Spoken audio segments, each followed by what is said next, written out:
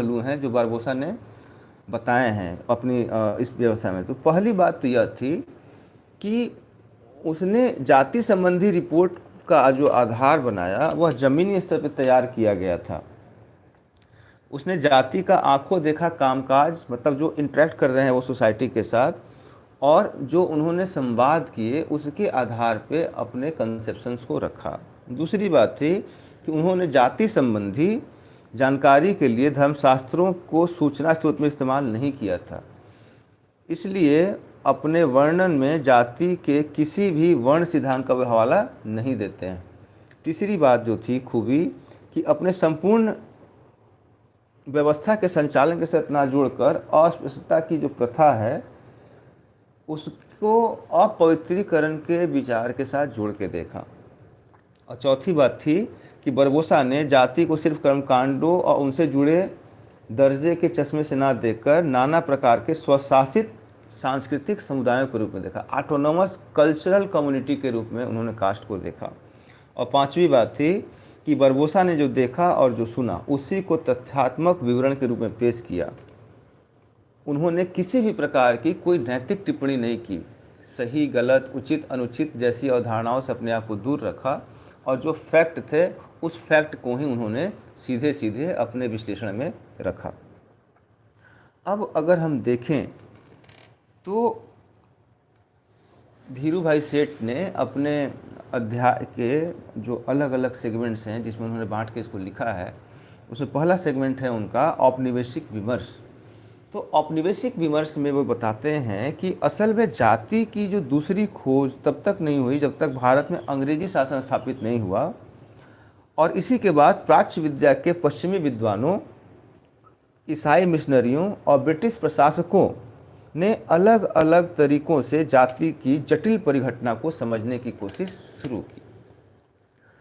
तो अपने औपनिवेशिक विमर्श में वो यह बात बताने की कोशिश करते हैं धीरू भाई सेठ कि जाति संदर्भ में, जाति के संबंध में जो दूसरी खोज है वह ब्रिटिशर्स जब भारत में आते हैं उससे शुरू होती है, और वो बताने की कोशिश करते हैं कि इसमें जो तीन अलग अलग सेगमेंट हैं वो हैं जिसने इसको देखा कि पश्चिमी विद्वानों, जो वेस्टर्न फिलोसफर्स हैं, जो वेस्टर्न इंटेलेक्चुअल्स हैं, वो ईसाई मिशनरियों, और तीसरा जो ब्रिटिश एडमिनिस्ट्रेटिव्स हैं, इन तीनों ने अपने अपने तरीके से भारत में जाति व्यवस्था को समझने और इसको व्याख्यायित करने की कोशिश की।